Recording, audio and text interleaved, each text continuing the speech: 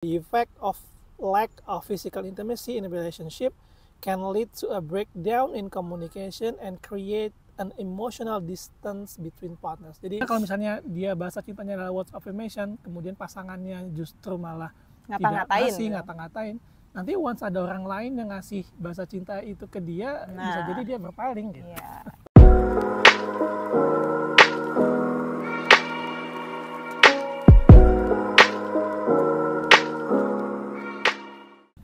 Hai, ketemu lagi di Couple Perspective. Jadi buat yang belum tahu, Couple Perspective ini adalah program yang kami buat untuk ngobrolin hal-hal seputar relationship, marriage. Dan sebagai perkenalan, jadi kami adalah sepasang suami istri yang sudah menikah selama hampir 12 tahun. Hampir 12 tahun. Kami juga punya anak 2. Ya, dan pada saat ini kami sedang tinggal di Sydney untuk menempuh studi PhD. Tapi ya program ini maksudnya bukan buat kayak menggurui gitu ya, enggak, ngobrol-ngobrol aja. Ya, sekedar kita sharing aja perspektif kita yang mungkin bisa jadi berbeda dengan perspektif pasangan lain atau perspektif orang lain. Nah, kali ini jadi kami ingin membahas 5 tips untuk menjaga keharmonisan pernikahan. Tapi ini versi kami ya. Karena versi orang sekali lagi bisa berbeda. Oke, let's start. Yang pertama, tetap ngedate. Jadi jangan sampai ketika menikah, aktivitas-aktivitas dating atau kencan yang biasanya dilakukan ketika pacaran itu menjadi hilang. Gitu ya. Misalnya contohnya as simple as kita pergi belanja bulanan atau grocery shop together. Gitu ya, nonton bareng atau ke cafe atau do everything that you guys like together. Emang sih kadang-kadang kalau udah punya anak, waktu untuk bisa kencan itu memang susah. Tapi kalau menurut aku pribadi sih ya perlu diada-adain emang ya. Diusahakan.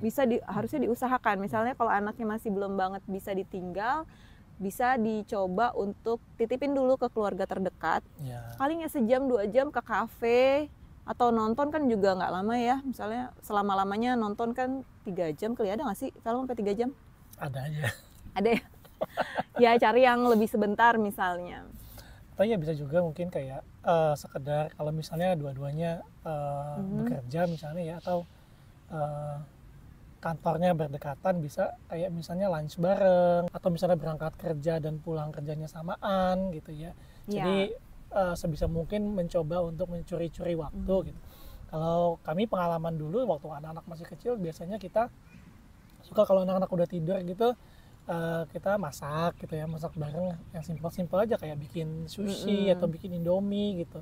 Misalnya nanti cari satu spot di rumah gitu yang bisa dipakai buat duduk sambil makan, ngobrol-ngobrol. Jadi apa-apa yang menyenangkan gitu ya, yang bikin cintanya jadi berbunga-bunga, yaitu diusahakan sebisa mungkin untuk tetap dilakukan ketika sudah menikah. Meskipun mungkin porsinya berbeda, bentuknya juga mungkin agak lebih disesuaikan dengan kondisi ya. Kayak tadi misalnya udah punya anak ya, disesuaikan.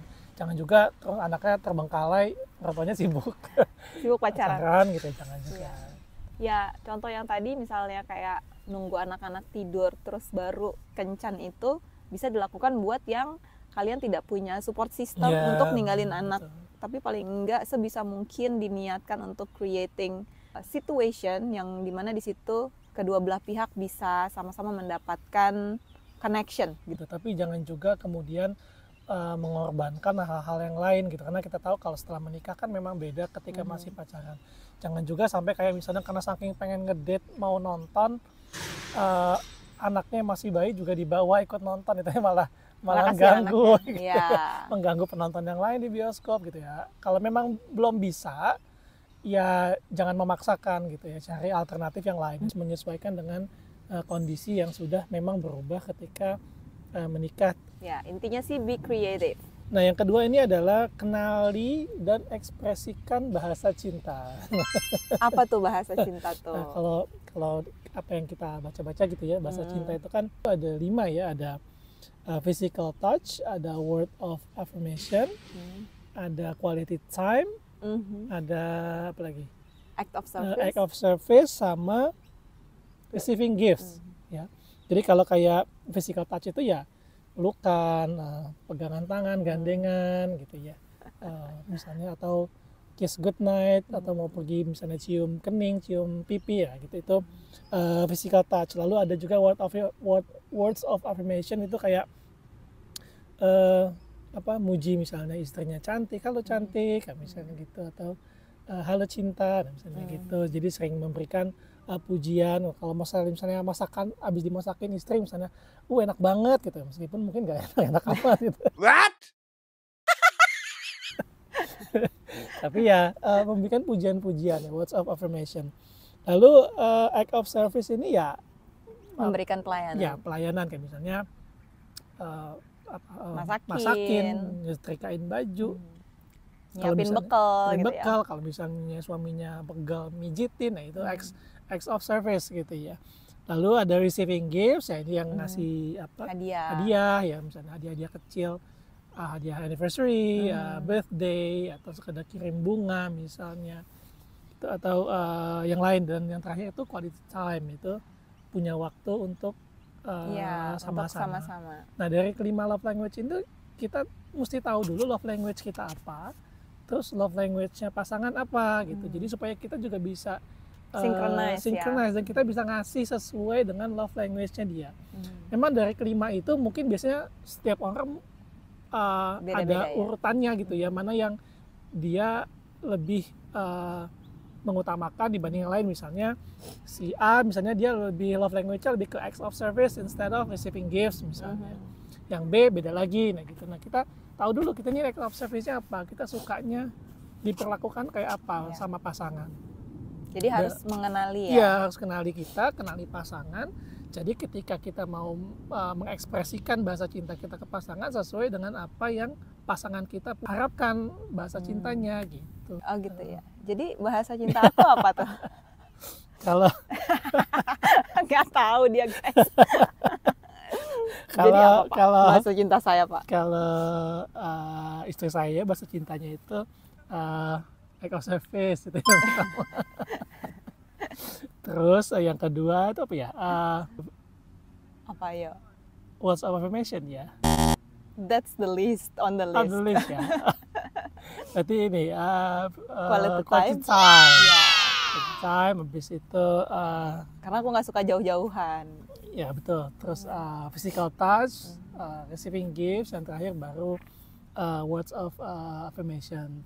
Nah, dengan kita tahu pasangan kita bahasa cintanya apa, kita bisa kasih ke dia gitu. Jadi mungkin yang banyak selama ini nggak matching itu karena bahasa cinta pasangannya apa, yang kita kasih apa gitu. Misalnya pasangannya bahasa cintanya sebetulnya acts of service, cuman bahasa cinta yang dia kasih itu gifts gitu. Karena menurut dia kalau dikasih duit aja beres gitu, dikasih hadiah pokoknya dihujani hadiah segala macam udah oke gitu. Padahal sebetulnya bahasa cinta si pasangannya misalnya bukan itu yang dia lebih pengen dilayani. Inginkan. Dan bahaya juga nih buat orang yang bahasa cintanya words of affirmation, yang mereka cenderung ingin dipuji, tapi misalnya pasangannya itu yang tipikal humoris, yang memanggil itu dengan julukan. Dan kadang-kadang sih maksudnya lucu-lucuan, mau berhumor gitu, misalnya istrinya dipanggil gendut, tembem gitu kan, hitam gitu, atau ya keceplosan aja, ih kamu pagi ini jelek banget kayak gitu. Itu bahaya guys. Bahaya kalau misalnya si pasangannya bahasa cintanya adalah words of affirmation. Dia tapi kalau misalnya dipuji. Bahasa cinta dia bukan itu, ya mungkin nggak apa-apa gitu ya. Memang perlu dikomunikasikan. Karena kalau misalnya dia bahasa cintanya adalah words of affirmation, kemudian pasangannya justru malah ngata-ngatain, nanti once ada orang lain yang ngasih bahasa cinta itu ke dia, bisa jadi dia berpaling gitu. Iya. Sekali dibilang cantik sama orang lain gitu kan, langsung berpaling dia. Kok suaminya manggil dia jelek, ada orang lain manggil dia cantik gitu kan. Yang ketiga ini kerjasama. Nah, aku juga percaya bahwa menikah itu nggak jauh-jauh beda sama kerja kelompok waktu di sekolah atau di perkuliahan. Jadi apa sih sebenarnya yang kita ekspektasikan dari anggota kelompok? Ya adalah kemampuan dia bekerja sama, bahwa pernikahan ini kan dibangun untuk membuat suatu family gitu ya. Jadi otomatis banyak sekali pekerjaan yang ada di dalamnya gitu ya. Contohnya adalah kerjasama dalam parenting, Jadi nggak bisa ngandelin cuman satu orang aja yang mendidik anak gitu. Tapi ya kita juga berdua harus bekerja sama. Mungkin juga bekerja sama dalam urusan house chores, apalagi seperti kita tinggal di luar negeri ini, kita tidak punya akses untuk membayar pembantu rumah tangga gitu ya. Cuman mahal banget guys gitu. Nah, kalau misalnya hanya dilimpahkan ke satu orang, it could be very overwhelming gitu kan. Sama juga misalnya kerjasama mencari uang. Kalau kita punya tujuan yang sama, misalnya sama-sama ingin membangun rumah atau sama-sama ingin pergi ke luar negeri untuk studi, kan itu semua butuh uang. Kedua belah pihak ya bekerja sama untuk mewujudkan hal tersebut gitu. Bentuknya bisa beda-beda ya. Bisa dua-duanya cari uang atau satu benar-benar take care of the house, yang satu dikasih keleluasan untuk mencari uang ya. Terserah gimana caranya, tapi kerjasama ini juga sangat penting. Harus juga bisa fleksibel ya. Jadi misalnya kesepakatan di awal suaminya yang cari uang, istrinya yang di rumah. Terus langsung saklek gitu, si suami jadi nggak mau lagi, pokoknya semua urusan rumah dia sama sekali nggak mau turun tangan gitu. Ya nggak bisa begitu juga, kadang-kadang kita kan juga harus bisa fleksibel gitu ya. Misalnya ketika istrinya sakit, kan ini nggak mungkin juga kita cuman diam berpangku, nggak ngapa-ngapain. Ya tetap harus ada fleksibilitas lah dalam membagi tugas, membagi peran. Kalau misalnya istrinya lagi sibuk, misalnya lagi nyuci piring, lagi nyuci apa baju, ya anaknya mungkin dihandle sama si suaminya dulu. Pun sebaliknya, misalnya suaminya lagi banyak kerjaan, lagi banyak deadline, mungkin ya jangan diganggu dulu. Hubungan itu adalah kayak tim yang kita juga harus kerjasama, tahu apa duties-nya masing-masing, apa responsibility-nya masing-masing, supaya this marriage works gitu ya, bisa berfungsi dengan baik, bisa perform dengan baik. Oke, yang keempat ini punya visi yang sama. Sebenarnya mirip-mirip sih sama yang ketiga ya. Visi itu adalah satu hal yang mengikat pasangan. Misalnya visinya dia mau punya anak nih. Karena ada juga nih pasangan yang masih belum dikaruniai anak. Nah, kalau visinya sama-sama mau punya anak, berarti kan enak nih ngejarnya. Tapi kan lebih kasihan kalau yang mau punya anak cuma salah satu. Tapi yang satunya enggak. Child free, yang satunya waktunya pengen punya anak, ya nggak ketemu. Atau misalnya visinya adalah ingin membangun rumah atau membeli rumah. Ya, atau punya mobil baru misalnya. Atau mau punya mobil baru. Jadi walaupun kita menikah sudah bertahun-tahun, berusahalah untuk tetap punya visi, dan once visi itu dicapai, bikin lagi visi yang baru. Misalnya kayak kami visinya adalah sama-sama mau PhD. Ya, that's something that we have yang bisa mengikat kita berdua gitu. Karena visi tersebut hanya bisa dilakukan kalau kita bersama. Kalau misalnya kita punya visi yang sama dan kita memahami visi itu yang kita sepakati bersama-sama, maka upaya untuk mewujudkan visi itu kan dilakukan bersama gitu. Jangan sampai visinya itu dibikin sendiri-sendiri, si suami punya visi sendiri, istri punya visi sendiri. Jadi ketika tumbuh, si suaminya tumbuhnya ke A, si istrinya tumbuh ke B karena visinya yang berbeda, sehingga itu juga bisa mengakibatkan dia salah satu akan memandang pasangannya sudah tidak lagi punya value yang sama. Visi itu nggak harus yang 5 tahun ke depan, 10 tahun ke depan, 20 tahun ke depan, nggak harus juga gitu ya. Bisa visi-visi jangka pendek aja gitu. Misalnya baru menikah, kita mau apa dulu nih gitu misalnya. Punya rumah dulu lah misalnya, atau punya anak dulu lah ya. Visi-visi jangka pendek aja nggak apa-apa. Asal selalu dikomunikasikan dan selalu disepakati bersama, dan bersama-sama berjuang untuk mewujudkan supaya visi tersebut bisa akhirnya terwujud gitu. Termasuk juga ini punya visi yang sama dalam mendidik anak ya. Kalau misalnya sudah punya anak, misalnya kita mau anaknya ini nanti untuk pendidikannya kayak apa, apakah mau dimasukin pesantren misalnya, atau kan misalnya mau dimasukin ke sekolah internasional. Kadang-kadang menjadi sandungan gitu ya dalam rumah tangga, jadi berantem karena suami istrinya punya visi mendidik anak yang berbeda. Oke, yang kelima kayaknya yang terakhir. Yang kelima ini adalah intimacy. Apa nih intimacy? Yang berkaitan dengan SEX ya. The S word. The S word ya. Karena hal ini penting ya, jangan sampai meng-underestimate atau menjadikan S ini adalah sebagai the list dalam to-do list pasangan gitu ya.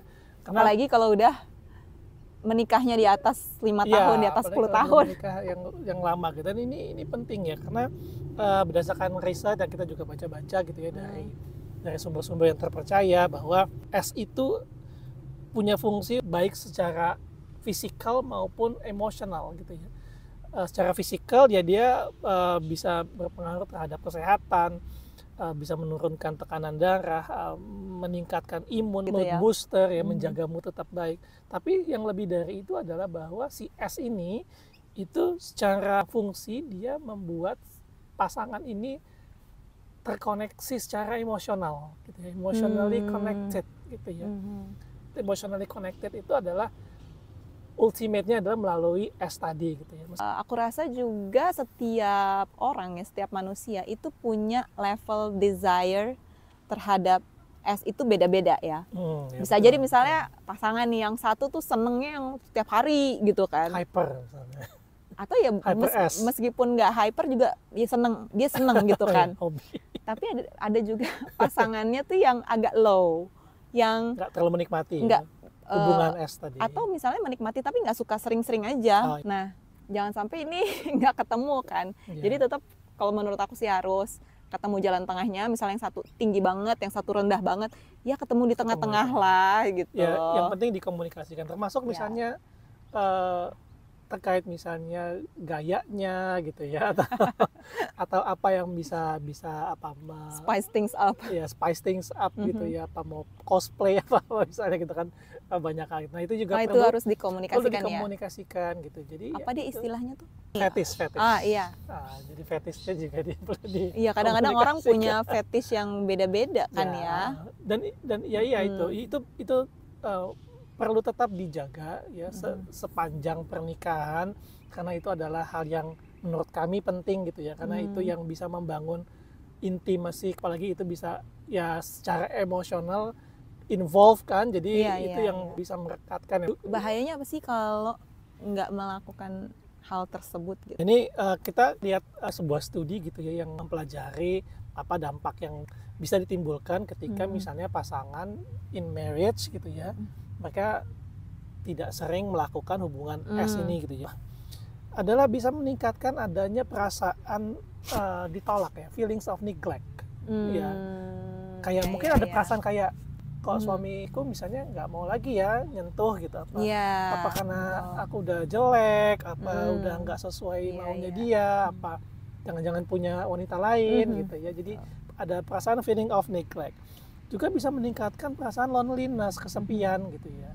Karena tadi kan hubungan es itu meningkatkan connection. Jadi ketika itu tidak lagi dilakukan dalam waktu lama, dalam jangka waktu yang panjang ya, bisa menimbulkan rasa kesepian tadi gitu ya, antar si pasangannya gitu. Emotional disconnection ya bisa muncul ketika tidak lagi sering melakukan physical intimacy. Nah, ini kalau di studinya itu disebutkan the effect of lack of physical intimacy in a relationship can lead to a breakdown in communication and create an emotional distance between partners. Jadi kalau sudah merasa ada jarak, ini warning gitu ya. Dan karena salah satu fungsinya tadi adalah menaikkan mood, ini juga bagus untuk pasangan berkomunikasi. Jadi misalnya setelah melakukan itu kan dua-duanya harapannya gitu kan sama-sama dalam kondisi mood yang baik, berdiplomasilah Anda di situ gitu ya. Misalnya istri-istri ya, suaminya sudah dalam mood yang baik, punya keinginan terhadap sesuatu, ya omongin gitu. Karena mood dia dalam kondisi yang baik. Jangan ketika pasangan kita moodnya lagi jelek, terus kita punya permintaan yang agak menimbulkan resiko gitu, diomongin, akhirnya jadi berantem. Meskipun sudah menikah, hubungan es ini juga harus didasari oleh consent. Artinya consent ya, kesepakatan si suami dan istrinya gitu ya. Kalau istrinya lagi capek ya jangan suaminya tahu diri juga, jangan main hajar aja gitu ya. Karena ya itu tadi hubungan es ini kan membuat kita merasa lebih dekat dengan pasangan gitu ya, karena dan merasa didengarkan juga. Dan merasa didengarkan, merasa dihargai, ya terkoneksi baik secara lahir dan batin gitu. Makanya menurut kami itu penting menjaga hubungan es yang sehat dalam pernikahan gitu ya. Dan kelima hal tadi itu bukan urutan ya, maksudnya bukan yang nomor satu paling penting, enggak. Artinya kelima tadi adalah poin-poin yang menurut kami penting yang bisa berbeda di pasangan yang lain gitu ya. Dan terbukti selama menikah hampir 12 tahun ya, dengan menerapkan tips tersebut, ya alhamdulillah ya kita bertahan gitu ya, dengan cukup segala sehat gitu dengan segala suka dan dukanya. Kalau kita menerapkan 5 hal tadi ya insya Allah mungkin kita bisa menjaga hubungan yang sehat dengan pasangan dan menjaga pernikahan bisa tetap langgeng gitu. Oke. Aku rasa udah cukup 5 aja. Ya. Terima kasih. Banyak-banyak. Sebenarnya kami juga masih belajar ya. Ya, betul. That's the point, bahwa kita sharing tentang tips-tips ini karena kami juga sambil belajar. Karena dengan mau sharing, kita kan juga belajar dulu tadi kan. Learning by doing. Iya, kita sambil belajar juga, cari-cari informasi dari berbagai macam sumber untuk pelajaran buat kami juga ke depan. Dan itu sekali lagi tidak bermaksud menggurui. Kami hanya sekedar sharing pendapat, perspektif kami seperti apa, dan moga-moga bisa bermanfaat buat teman-teman semua. Oke, thank you for watching. Semoga menginspirasi. Don't forget to subscribe, like, and comment. Kami usahakan upload lagi habis ini. Kalau nggak males ya. Thank you, bye-bye.